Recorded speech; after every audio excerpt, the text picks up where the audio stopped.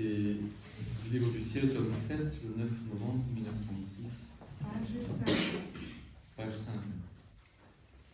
L'âme est la nourriture de Jésus, et Jésus celle de l'âme.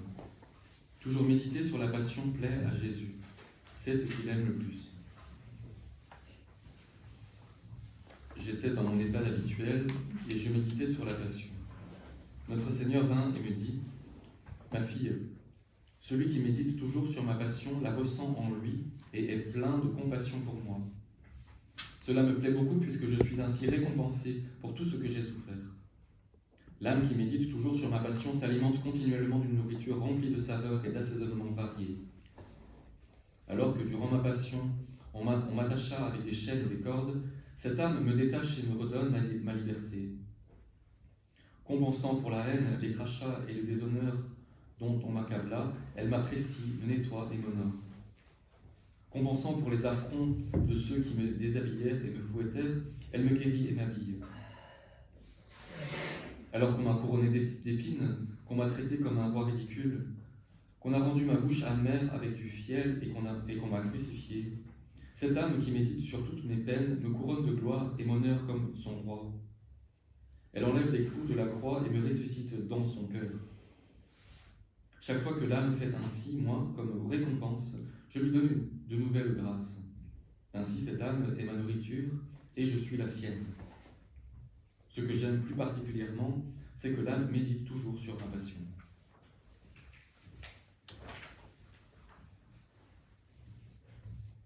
C'est beau ça. Moi j'ai du mal avec ça.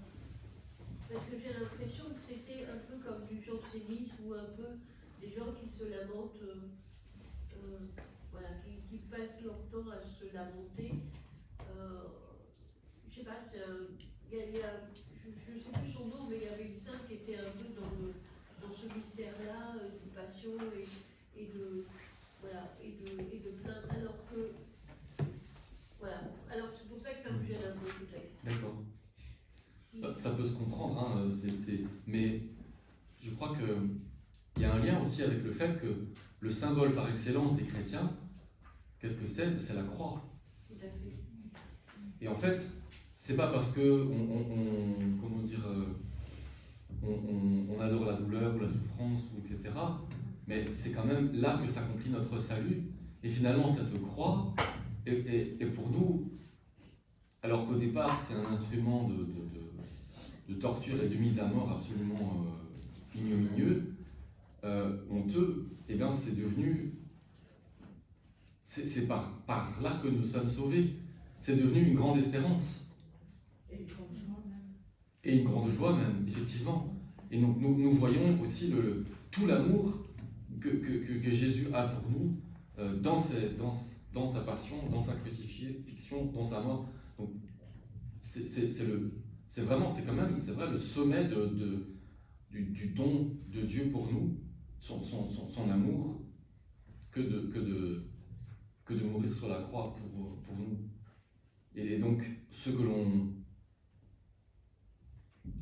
plus que simplement la souffrance, même si elle a son rôle, parce que c'est vrai que c'est dans la souffrance que le plus l'amour se manifeste. Quand il n'y a pas de souffrance, l'amour il reste un peu facile, quoi. Mais plus que la souffrance, c'est vraiment Jésus, c'est son amour pour nous dont nous sommes rapprochés, voilà, en contemplant sa passion et en méditant sur sa passion. Ça devient une croix d'amour. Oui, oui. Et ce qui est beau, justement, si je peux me permettre de parler, c'est que c'est la méditation, justement, qui permet de repasser un peu cette passion et d'offrir au Seigneur, pour toutes les âmes actuelles, passer plus en. Mais je suis d'accord qu'il ne s'agit pas de se plaindre. Hein. Mais voilà, c'est ça que je veux dire en disant ça, tu me fais importe, mais je veux dire, c'est beau, quoi. Parce qu'on répare avec le Seigneur encore. On peut encore réparer. Voilà. Je ne sais pas si ça t'aide un peu, Vital. La réflexion que j'ai, c'est plutôt dans la croix, c'est par les épreuves que j'ai, mais par toutes les épreuves que j'ai, je suis en train de dire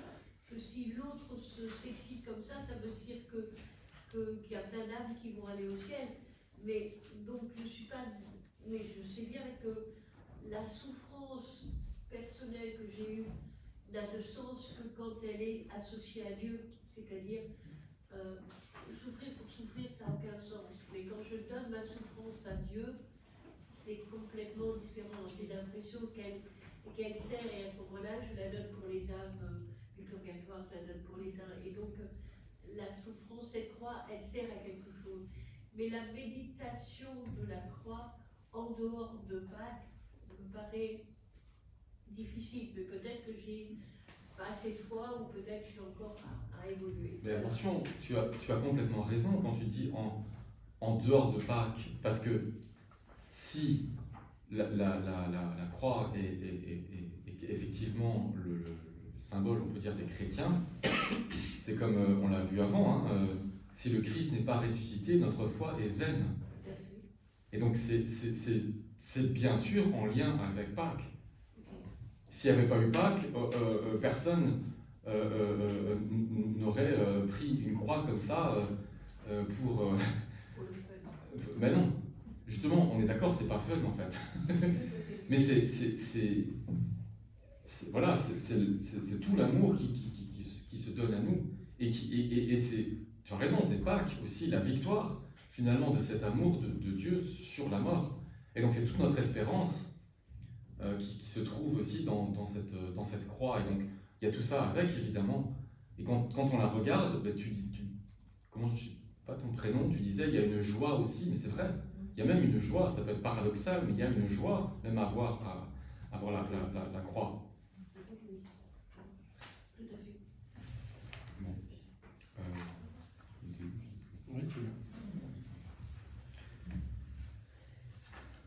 Alors, le livre du ciel, tome 1, 87. C'est le chapitre 87. En fait, dans le premier tome du ciel, du livre du ciel, il n'y a pas les dates. Donc c'est chaque fois un chapitre qui a été numéroté. Et donc si vous prenez le tome 1 de livre du ciel, vous allez au chapitre 87. Et là, vous allez retrouver le texte qui est ici.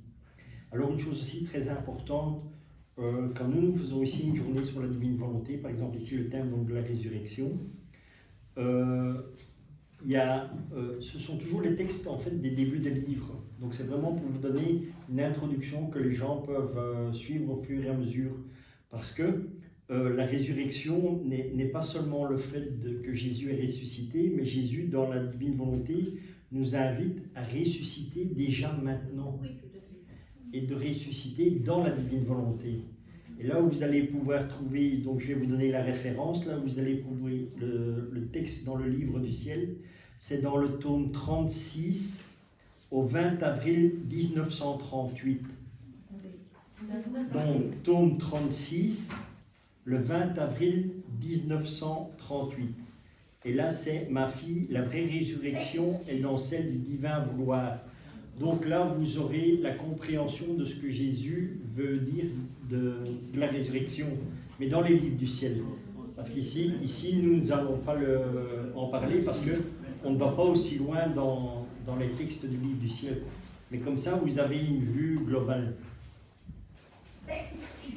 C'est écrit dans le catéchisme aussi, 1002.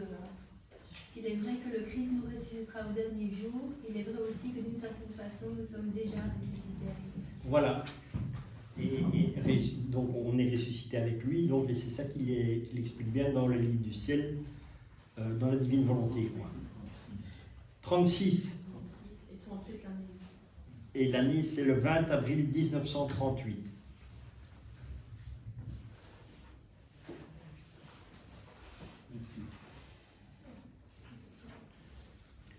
De la Sainte Messe et de la résurrection des corps.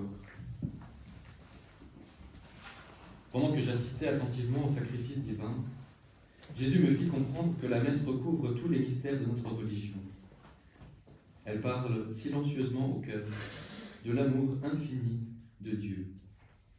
Elle nous parle aussi de notre rédemption, et en nous faisant nous souvenir des souffrances que Jésus supporta pour nous. La messe nous fait comprendre que non satisfait d'être mort une fois sur la croix pour nous, Jésus veut, dans son immense amour, se diffuser en nous et perpétuer son état de victime à travers la Sainte Eucharistie. Jésus me fit aussi comprendre que la messe et la Sainte Eucharistie sont un rappel perpétuel de sa mort et de sa résurrection, qu'ils nous donnent le remède parfait pour notre vie mortelle et qu'ils nous disent que nos corps, qui seront désintégrés et réduits en cendres par la mort, ressusciteront pour la vie éternelle au dernier jour. Pour les bons, ce sera pour la gloire, pour les méchants, ce seront les tourments. Ceux qui n'ont pas vécu avec le Christ ne ressusciteront pas en lui. Les bons qui ont été intimes avec lui pendant leur vie auront une résurrection similaire à la sienne. Il me fit bien comprendre que la chose la plus consolante du saint sacrifice de la messe est Jésus, vu dans sa résurrection. Cela est supérieur à n'importe quel autre mystère de notre sainte religion. Au même titre que sa passion et sa mort, sa résurrection est renouvelée mystiquement sur nos autels quand la messe est célébrée. Sous le voile du pain sacramentel, Jésus se donne lui-même aux communions,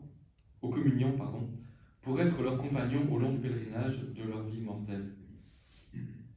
Par le moyen de la grâce provenant du sein de la Sainte Trinité, il donne la vie qui dure toujours à ceux qui participent, corps et âme, au sacrement de l'Eucharistie. Ces mystères sont si profonds que nous ne pourrons les comprendre entièrement que dans notre vie immortelle. Cependant, dès maintenant, dans le sacrement, Jésus nous donne de plusieurs manières, presque tangiblement, un avant-goût de ce qu'il nous donnera dans le ciel. La messe nous dispose à la méditation sur la vie, la passion, la mort et la résurrection de Jésus. L'humanité du Christ, à travers les vicissitudes de la vie terrestre, s'est réalisée en 33 années. Mais dans la messe, mystiquement et dans une brève période de temps, elle est renouvelée dans l'état d'anéantissement des espèces sacramentelles. Ces espèces contiennent Jésus dans l'état de victime, de paix, d'amour propitiatoire jusqu'au moment où elles sont consommées par un humain. Après cette consommation, la présence sacramentelle de Jésus n'existe plus dans le cœur. Jésus retourne dans le sein de son Père, exactement comme il le fit quand il ressuscita des morts. Dans le sacrement de l'Eucharistie, Jésus nous rappelle que notre corps ressuscitera dans la gloire, tout comme Jésus retourne dans le sein du Père quand cesse sa présence sacramentelle. Ainsi passerons-nous à notre résidence éternelle dans le sein du Père quand nous cesserons d'exister à travers notre vie terrestre présente. Notre corps, à l'instar de la présence sacramentelle de Jésus après la consommation de l'hostie, semblera ne plus exister. Mais au jour de la résurrection universelle, par un très grand miracle de la toute-puissance divine, il reprendra vie et, uni à notre âme, il jouira de la béatitude éternelle de Dieu. D'autres, au contraire, s'en iront loin de Dieu pour souffrir d'atroces et éternels tourments. Le sacrifice de la messe produit des effets merveilleux, limpides et lumineux. Pourquoi donc les chrétiens en profitent-ils si peu? Pour l'âme qui aime Dieu, peut-il y avoir quelque chose de plus consolant et de plus bénéfique? Le sacrement nourrit l'âme pour qu'elle soit digne du ciel, et il donne au corps le privilège d'être béatifié dans l'éternelle volonté de Dieu. En ce grand jour de la résurrection des corps, un grand événement surnaturel se déroulera, comparable à ce qui se passe au moment où, après que nous ayons contemplé le ciel étoilé et que le soleil apparaît, celui-ci absorbe la lumière des étoiles. Mais même si elles disparaissent du regard de l'observateur, les étoiles gardent leur lumière et restent à leur place. Semblables à des étoiles, les âmes réunies pour le jugement universel dans la vallée de Josaphat seront capables de voir les autres âmes. La lumière acquise et communiquée par le très saint sacrifice et le sacrement d'amour sera visible dans chaque âme. Mais quand Jésus, le soleil de justice, se présentera, il absorbera en lui toutes les âmes saintes. Il leur permettra de toujours exister pour nager dans les immenses mers des attributs divins. Et qu'adviendra-t-il des âmes privées de cette lumière divine? Si je voulais répondre à cette question, je pourrais écrire bien longtemps. Si le Seigneur le veut, je réserverai cette question pour une autre occasion. Jésus me fit comprendre que les corps qui sont réunis à leur âme resplendissante de lumière seront éternellement unis à Dieu. Mais les âmes qui n'auront pas de lumière parce qu'elles ne voulaient pas participer au saint sacrifice et au sacrement d'amour seront jetées dans les profondeurs des ténèbres. Et à cause de leur ingratitude volontairement commise contre le grand donateur, elles deviendront des esclaves de Lucifer, le prince des ténèbres. Elles seront éternellement tourmentées par de terrifiants remords.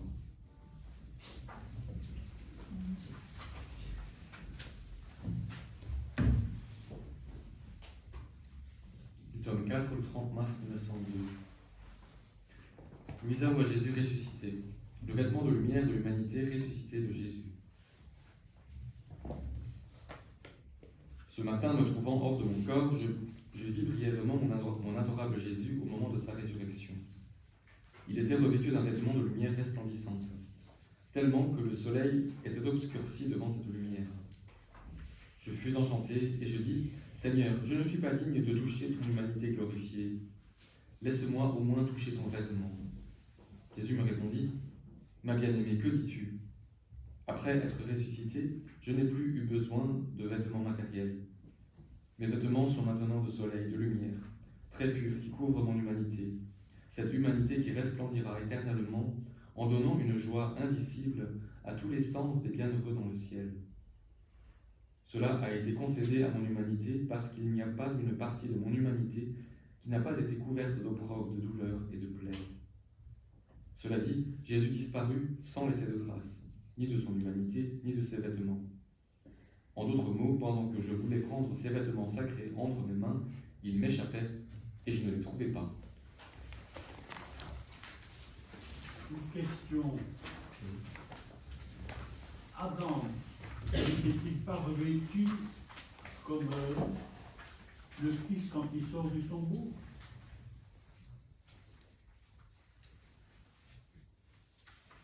Lorsque Adam sort du tombeau, Non, Adam, dans le paradis terrestre, oui, n'était-il pas revêtu comme le Christ quand il sort du tombeau? Oui, bien sûr, parce que Adam a été créé, il a été créé dans la divine volonté. Donc, parce qu'avant le péché originel, il ne se rend pas compte qu'il est nu, parce qu'il est dans la lumière. Oui. Et tout est lumineux en fait. Ah, vous parlez des vêtements. Oui, c'est de ça. Oui, pardon, j'avais pas... Voilà, comme ça. Ouais. Justement, je laisse continuer.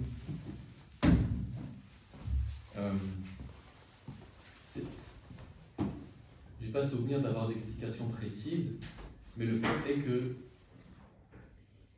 ils étaient, comment dire, ils étaient nus, mais c'était sans aucune honte ou sans. Et donc, est-ce que c'est simplement leur regard qui était différent, qui n'avait pas de concupiscence qui permettait cela? Je vous avoue, je n'ai pas étudié la question de manière très détaillée, mais je pense qu'on peut le comprendre comme ça. On peut aussi peut-être le comprendre dans ce sens-là, à savoir qu'ils étaient revêtus de lumière, qu'ils avaient une sorte de revêtement très, très beau finalement, qui fait qu'il n'y avait aucune Donc si Adam, gêne. Oui. si Adam était revêtu comme le Christ, on sera revêtu comme le Christ aussi, nous autres. Ben, en tout Dans la cas, résurrection. la résurrection du Christ est bien notre espérance. Donc au niveau du revêtement, on peut s'imaginer que c'est tout à fait comparable, oui. Il est là chercher dans sa garde-robe, tiens, voilà ton vêtement. C'est la Sainte Vierge Marie. Ou peut-être que, Oui, ou peut-être qu'il nous demandera bah, qu'est-ce que tu préfères. Je sais pas. Ou il nous donnera quelque chose, on sera émerveillé parce que ça sera peut-être encore mieux que ce qu'on préférait. Les anges gardiens ont aussi un vêtement. Ce sont des êtres de lumière, ce sont des vêtements de lumière. C'est ça. Honnêtement, je ne sais pas. Mais oui, ce sont des êtres de lumière. Je ne sais pas déjà s'ils ont besoin de vêtements. Mais on les décrit avec un long vêtement où Saint Michel Archange habillé comme un soldat romain. Ouais. Oui, parce qu'il a, il a combattu, on imagine bien Saint Michel vêtu comme un soldat. Mais moi, il me semble que c'est quand même, comment dire, on parle d'une autre réalité. Et le corps glorieux,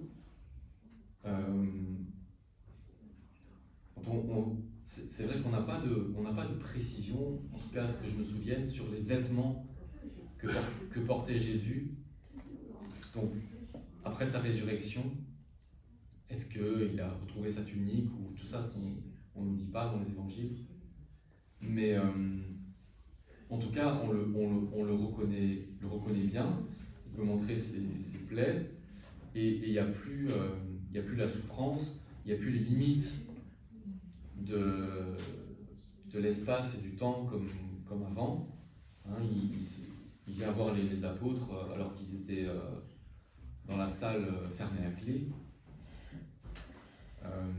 Il est sorti du tombeau, alors que, bon, on ne sait pas exactement, mais on peut très bien imaginer que la pierre elle a été roulée qu'après. On n'est pas sûr, honnêtement, c'est vrai. Elle a pu être roulée avant. Mais, donc, moi, il me semble assez clairement que les vêtements tels que nous les connaissons aujourd'hui, et parfois tout le tracas qu'on peut éventuellement avoir, on peut se dire, tiens, quelle couleur, est-ce que ça viendra bien avec, etc. Je pense que c'est des questions que dans la résurrection, on n'aura plus de tracas de ce genre. Et qu'il y a en fait, c'est d'abord une vie dans la grâce, quoi. Et alors, ça se fait ça se fera magnifiquement, je dirais, sans effort, sans complication, vous voyez. Bon, voilà, je crois que c'est ce que je peux dire. Je ne sais pas bien plus. Ouais. Alors, on continue. Le tome 4, le 7 avril 1901. Louisa voit la résurrection de Jésus et lui parle de l'obéissance. Par le moyen de l'obéissance, l'âme peut former en elle la parfaite résurrection aux vertus. Mon adorable Jésus continue de me priver de sa présence. J'éprouve une grande amertume et je me sens comme un couteau planté dans le cœur, ce qui me donne une douleur à m'en faire pleurer et crier comme un enfant. Ah, vraiment, il me semble que je suis devenu comme une enfant qui, pour peu qu'elle s'éloigne de sa mère, pleure et crie au point de mettre toute la maisonnée sens dessus-dessous. Et il n'y a aucun remède pour la faire cesser de pleurer, à moins qu'elle ne se voie de nouveau dans les bras de sa mère. Parce que je suis, c'est ce que je suis, une véritable enfant dans la vertu. S'il m'était possible, je mettrais le ciel et la terre sens dessus-dessous pour trouver mon suprême unique bien. Je me calme uniquement quand je me trouve en possession de Jésus. Pauvre petit enfant que je suis. Je me sens encore enveloppé dans les langes de l'enfance. Je ne sais pas marcher seul, je suis très faible. Je n'ai pas la capacité des adultes, qui se laissent guider par la raison. Voilà l'extrême nécessité que j'ai de demeurer avec Jésus. À tort ou à raison, je ne veux rien savoir. Ce que je veux savoir, c'est que je veux Jésus. J'espère que le Seigneur voudra pardonner à cette pauvre petite qui parfois commet des sottises. Alors que je me trouvais dans cet état, je vis brièvement mon adorable Jésus dans l'acte de sa résurrection. Il avait le visage illuminé d'une splendeur incomparable. Il me semblait que l'humanité très sainte de notre Seigneur, bien que chair vivante, était resplendissante et transparente, de sorte qu'on voyait clairement en elle la divinité unie à l'humanité. Pendant que je le voyais ainsi glorieux dans une lumière qui provenait de lui, il me semble qu'il me disait « Mon humanité a reçu beaucoup de gloire par le moyen de la parfaite obéissance, laquelle, en détruisant totalement la nature ancienne, m'a restitué la nouvelle nature, glorieuse et immortelle. Ainsi, par le moyen de l'obéissance, l'âme peut former en elle la parfaite résurrection aux vertus. Voici comment. Si l'âme est affligée, l'obéissance la fera ressusciter à la joie. Si elle est agitée, l'obéissance la fera ressusciter à la paix. Si elle est tentée, l'obéissance lui procurera une chaîne plus forte pour lier l'ennemi. Et elle la fera ressusciter victorieuse des embûches diaboliques. Si l'âme est assiégée par les passions et les vices, l'obéissance, en tuant ceux-ci, la fera ressusciter aux vertus. C'est ce que l'obéissance fait dans l'âme. Et lorsque le temps sera venu, elle causera aussi la résurrection du corps. Après cela, la lumière se retira et Jésus disparut. Je suis resté avec une telle douleur en me voyant de nouveau privé de lui, que je me sentais comme prise d'une fièvre ardente, me poussant à m'agiter et à tomber en délire. Ah Seigneur, donne-moi la force de supporter ces absences parce que je me sens perdre connaissance.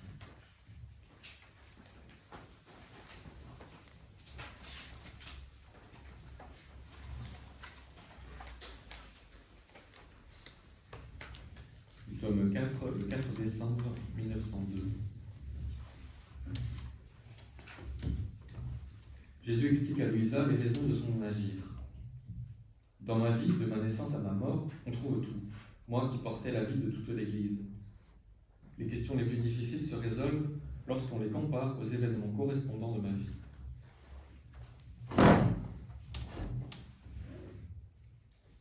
J'étais en train de penser à cette ordonnance que j'avais reçue en me disant « Ceux-ci avaient raison de me commander comme ils l'ont fait. D'ailleurs, ce n'est pas exiger quelque chose d'extraordinaire que de demander que le Seigneur me fasse obéir selon la manière voulue par eux. De plus, ils disent soit qu'il te fasse obéir, ou qu'il nous donne la raison pour laquelle il veut que le prêtre vienne pour te faire sortir de cet état. » Pendant que je réfléchissais ainsi, mon adorable Jésus remua dans mon intérieur et me dit « Ma fille, je voulais qu'ils arrivent par eux-mêmes à trouver la raison de mon agir. Dans ma vie, de ma naissance à ma mort, on trouve tout. Moi qui portais la vie de toute l'Église. Les questions les plus difficiles se résolvent lorsqu'on les compare aux événements correspondants de ma vie. Les choses les plus embrouillées se simplifient. Les questions les plus obscures qui laissent l'esprit humain presque perdu dans l'obscurité retrouvent à la lumière de ma vie une lumière resplendissante. Leurs questions signifient qu'ils n'ont pas ma vie comme règle de leurs actions. Autrement, ils auraient trouvé la raison de mon agir. Mais puisqu'ils n'ont pas trouvé la raison par eux-mêmes, il est nécessaire que je la leur manifeste. Ensuite, il se leva et avec autorité, tellement que je me sentais craintive, il dit ceci. Que signifie cette parole ? Montre-toi au prêtre. Ensuite, en se faisant un peu plus doux, il ajouta, ma puissance s'étendait partout et de n'importe quel lieu où je me trouvais. Je pouvais opérer les miracles les plus retentissants. Pourtant, je voulais être présent personnellement à presque tous les miracles. Comme au moment de la résurrection de Lazare, j'y suis allé, je leur ai fait enlever la pierre du tombeau, je leur ai dit de le délier et, après, avec l'autorité de ma voix, j'ai ramené Lazare à la vie. En ressuscitant la petite fille, j'ai pris sa main dans ma main droite et je l'ai ramenée à la vie. Il y a beaucoup d'autres événements qui sont décrits dans l'Évangile, qui sont connus de tous et où j'ai voulu être présent. La vie future de l'Église étant alors enfermée dans la mienne, ces événements enseignent la façon dont le prêtre doit se comporter dans ses actions. Ces choses que je viens de mentionner se réfèrent à toi de façon éloignée. Le lieu dans ma vie qui se rapporte plus à toi est le calvaire. Moi, prêtre et victime, élevé sur le bois de la croix, j'ai voulu un prêtre pour m'assister dans mon état de victime. Ce prêtre fut Saint Jean, qui représentait mon Église naissante. En lui, je les voyais tous, pape, évêque, prêtre, et tous les fidèles. Le prêtre Jean, pendant qu'il m'assistait, m'offrait comme victime pour la gloire du Père et pour le succès de l'Église naissante. Ce n'était pas un hasard qu'un prêtre m'assiste dans cet état de victime.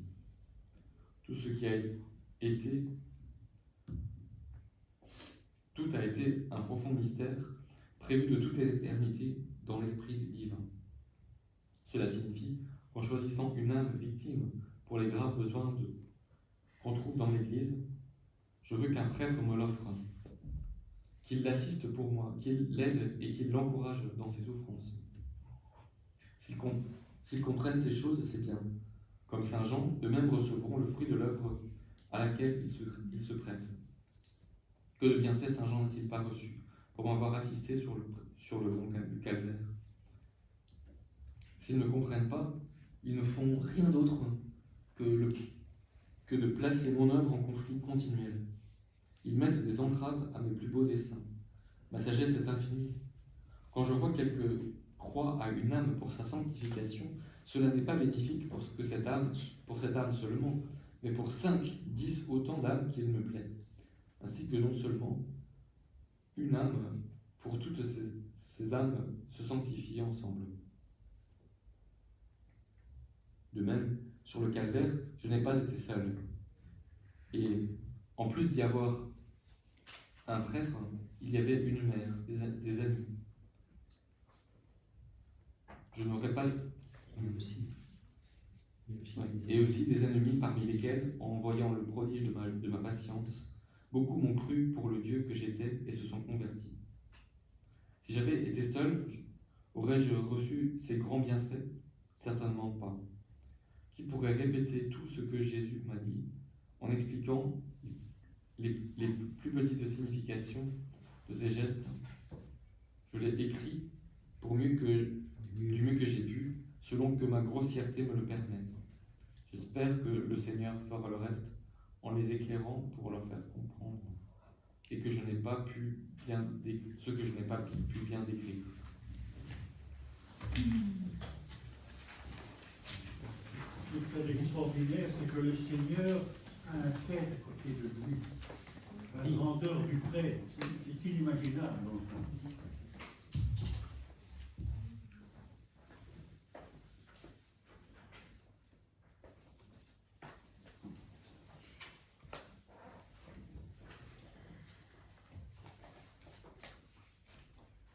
La grandeur du prêtre, elle est tellement grande qu'un jour, je ne sais plus qui a écrit ça, un mystique, il a dit, il y avait un ange et il y avait le prêtre, et le mystique se met à se mettre à genoux devant l'ange, et je crois que c'est des filles, des enfants de Fatima, et l'ange dit non, c'est à genoux devant le prêtre, et ça m'avait marqué, c'est vraiment la mission du prêtre extraordinaire, et beaucoup plus grande et on ne se rend pas compte de notre chance de pouvoir parler à des prêtres, de pouvoir communier et d'avoir des prêtres près de nous pour nous donner la communion et nous célébrer la messe. C'est un cadeau qu'il faut mettre dans la ronde de la divine volonté.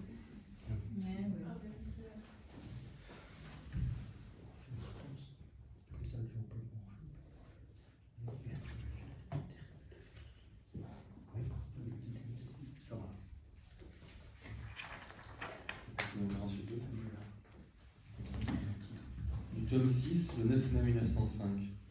Aidé de la grâce, l'âme peut vivre par anticipation ce que la mort fera à la nature humaine. Pendant que je poursuivais dans mon état habituel, il me semble que mon adorable Jésus est sorti de mon intérieur et m'a dit d'une voix douce et aimable, « Ma fille, tout ce que la mort fera à la nature humaine, pourquoi la grâce ne le ferait-elle pas à l'âme par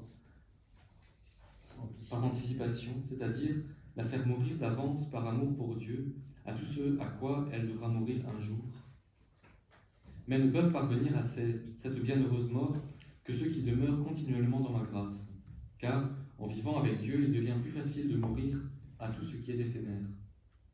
En vivant avec Dieu et en mourant à tout le reste, l'âme en vient à anticiper les privilèges qui l'enrichiront à la résurrection, c'est-à-dire se sentir spiritualisé, déifié et incorruptible, en plus de participer à tous les privilèges de la vie divine. De plus, il y a la distinction de gloire que ces âmes connaîtront dans le ciel. Leur gloire différera de la gloire des autres, autant que le ciel diffère de la terre. Cela dit, il disparaît. Le 18 novembre 1904. Jésus trouve son ciel chez les âmes qui donnent une demeure à sa divinité.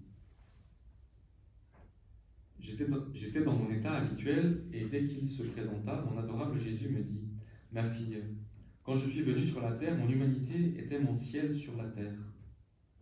De même que la voûte du ciel, dans la voûte du ciel, on peut voir la multitude des étoiles, le soleil, la lune, les planètes et l'immensité, le tout disposé en bon ordre. De même, mon humanité, qui était mon ciel sur la terre, faisait briller l'ordre de la divinité qui y habitait, c'est-à-dire les vertus, la puissance, la grâce, la sagesse et le reste. Quand, après la résurrection, mon humanité est montée au paradis, mon ciel sur la terre devait subsister. Ce ciel est formé des âmes qui donnent une demeure à ma divinité. En ces âmes, je trouve mon ciel sur la terre et je fais briller à l'extérieur l'ordre des vertus qui se trouvent à l'intérieur. Quel honneur pour la créature que d'offrir un ciel à son Créateur. Mais oh, combien me refusent cela? Tous, toi, ne voudrais-tu pas être mon ciel sur la terre? Dis-moi oui. Je répondis, Seigneur, je ne veux rien d'autre que d'être vu dans ton sang, dans tes plaies, dans ton humanité, dans tes vertus. C'est seulement là que je veux être vu, afin d'être ton ciel sur la terre. Je veux être méconnu ailleurs, partout ailleurs. Il sembla approuver ma proposition et disparut.